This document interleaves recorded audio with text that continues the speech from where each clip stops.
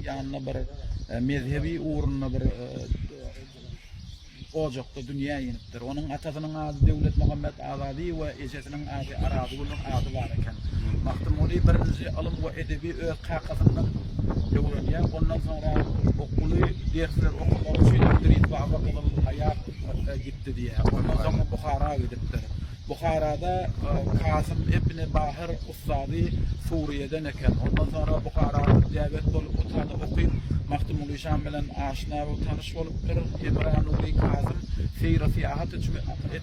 siyahat etmek için Afganistan, Hindistan'a gidip ilim ve tecrübiyatı köp Bukhara-i Şerif'ten otalardan alıp yine Bukhara'ya uğurlup gelipdir ve medrese ulûm-u dini Şiirgazi Xiva'da farigul tahsil olup okusunu tokadıptır.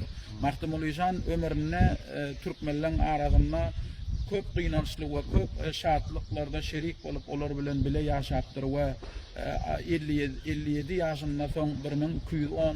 Hicri kamarıyla Çeşme-i Aba Arsari'nin tarafına sonu dağın yanına ömrünü kutarıp şu tarafta bir diye şu maslığını tokoyu getiriptir ve kakamın diyadesinin yanına caylanıptır.